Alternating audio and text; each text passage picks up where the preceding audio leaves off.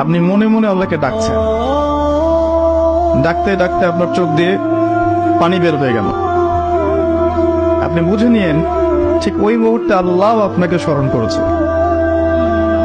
এবং আল্লাহ আমাদের খুব কাছে আছেন।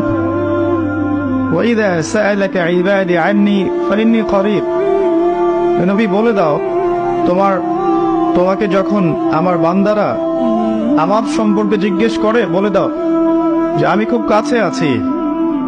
উজিবু দাওয়াতাদ দাঈ ইযা দাআন, দোয়াকারী যখন আমাকে ডাকে আমি তার দোয়া শুনি।